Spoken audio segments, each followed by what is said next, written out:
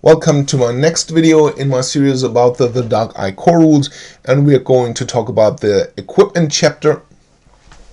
The first thing explained here is the currencies. The most important currency is explained here. That is what is used in the Midden Realm. I'm not going into detail about this, but it is explained here. There are way more currencies used in the world of the Dark Eye, but they are explained in other books. And the first list you have here are some packages of equipment. They are meant to speed up character creation and equipping your character for the first time. There are three different packages depending on where you plan to go. The first one is a traveling package. There's a tent in it, for example, and some tools and stuff you would need on the road when you're traveling civilized territory. So you're on the road and you might be in cities in between or villages, and you're not in the wild. Then you would choose this equipment package. If you're going into the wilderness, then you would choose the second equipment that has different tools and different equipment and is better when you are not in a civilized region. And the last package is when you are based in a city, and then you wouldn't need things like a tent or something like that. The first real equipment list is the melee combat weapons. That's the one you see here. For every weapon, the following information is given. First, the damage value. In this case, for a special kind of dagger, it is 1d6 plus 2. Then you have the lead attribute and a number.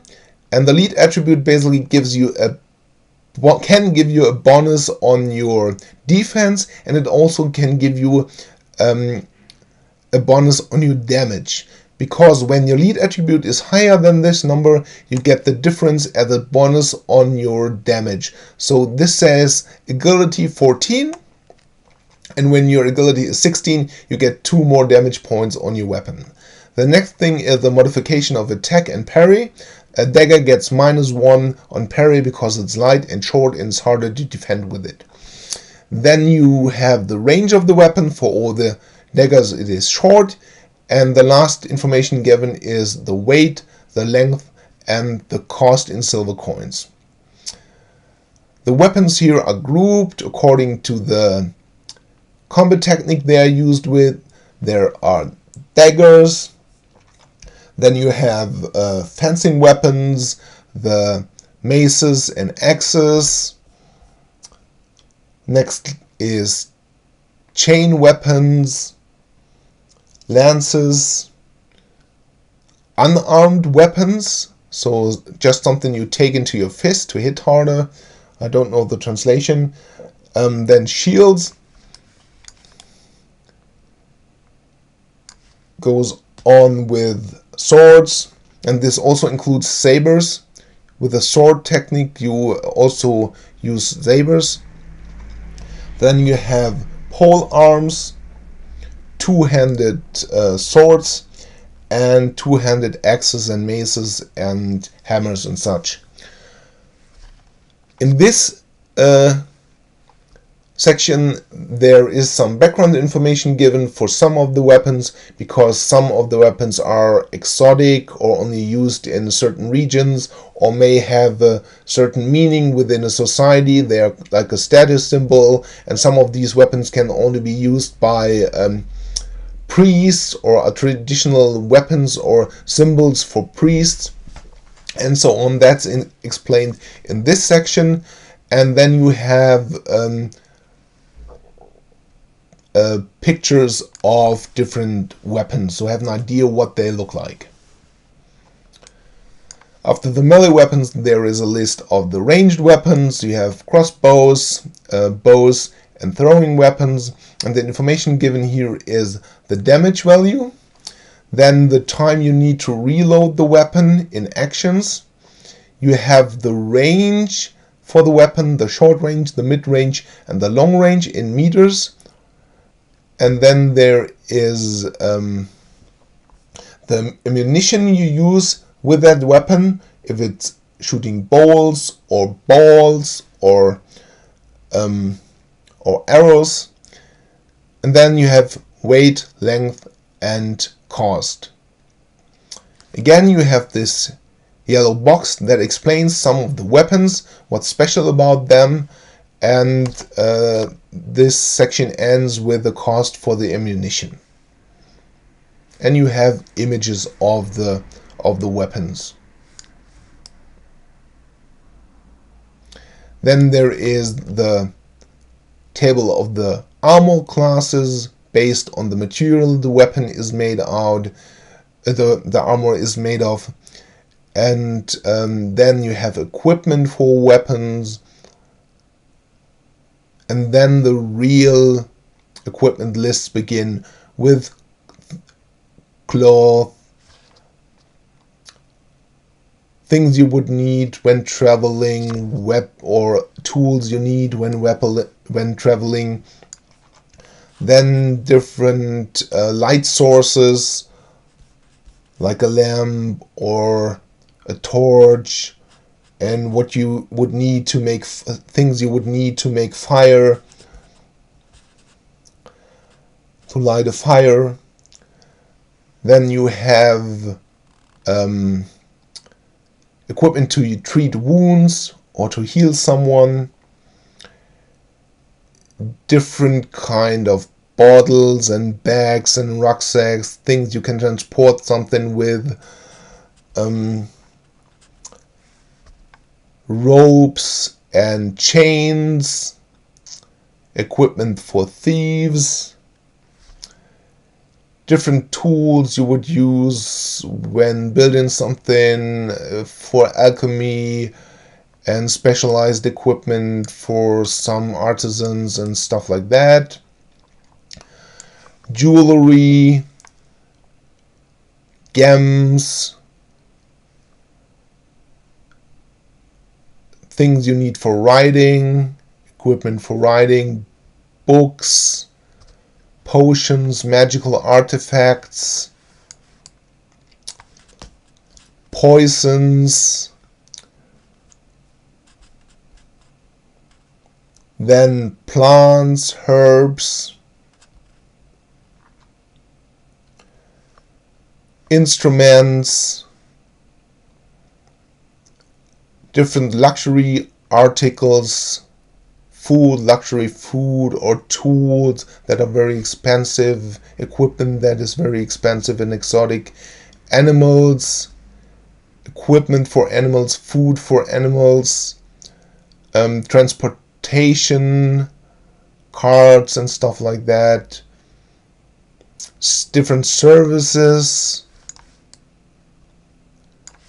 a medic, a smith, a writer, alchemist.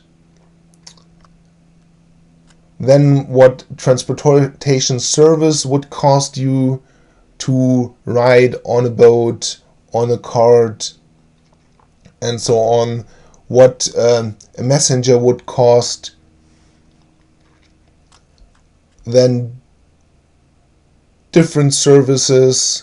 And the last thing here is what you can get in an Aventurian tavern, or what it would cost to spend the night in a tavern, what a room would cost in different quality.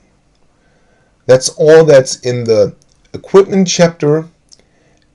I didn't go into detail and mention any particular equipment, but if you want to know something, if something is in here or anything else, then write a comment, send me a message, I try to answer. Else, that's it for this chapter. There's one chapter left and the appendix, and chapter 15 I will completely skip because there is nothing to say about it. It is pretty generic. It is not specific to the Dark Eye because it only contains tips. Tips for game masters, tips for players, tips how to what you have to do for a successful adventure and so on. And I don't think I have to cover this here. I want to tell you something about the dark eye, and this is pretty generic. You find such a chapter in nearly every role-playing book, and it's pretty much the same everywhere. And there's only thing left really is the appendix. There's a bit of something in here which I want to mention, else I'm just skipping through it, and I will fit this in this video too because it is not that long. The first list here you find is a bit interesting because it contains all the optional rules that are mentioned in the game, in the rulebook. There are always optional rules, things you can make, different mechanics you can use, and here's just a checklist you can get through to decide for your group which optional rules you want to use. And the rest of the appendix is just lists. You can copy them, and they're pretty handy if you have them at hand to quickly look up what is the effect of a certain condition, and what are the spells, what are the talents, how do I roll the tests, and so on. And there are all kinds of tables that were in the rule books about combat, about liturgies, spells, and so on. And it is just meant as a quick reference for everything. And then there is an extensive index, so you can look up words and what the meaning of things. And the last pages contain the character sheet, the basic character sheet. It consists of at least 3 pages, I think, the first 3, and then you would add 2 more based on if you are a spellcaster or a priest. Then you would need 2 more pages. There is also an additional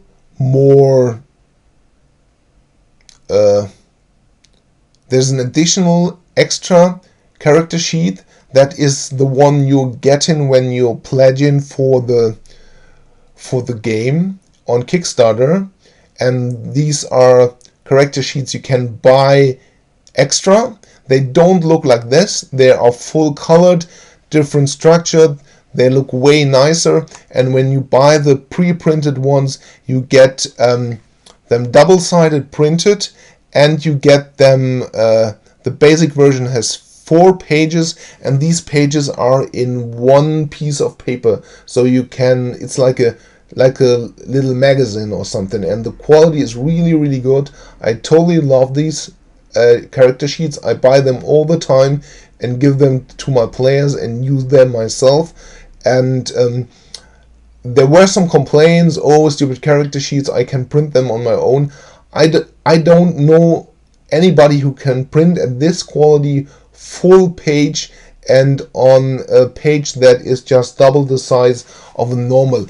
I know printers that can do that, just not in that quality, and they're so good, and I personally really prefer them, and I would never print something on my own, even if I had a colored printer or something. It is just not the same quality. This just as a quick note. So, and then that's it. We're through. I've explained everything in the book to you, a lot of videos. If you have still any questions, then write a comment, send me a message. I'll try to answer it, maybe make an additional video or something, and we'll think about making maybe an additional video about the background of the dark eye, because as you have seen, this book contains only rules. It's 400 pages of rules or technical stuff, and there's no background information, and actually the rules of the dark eye are, in my opinion, they're not that great. There have been, especially in recent time, some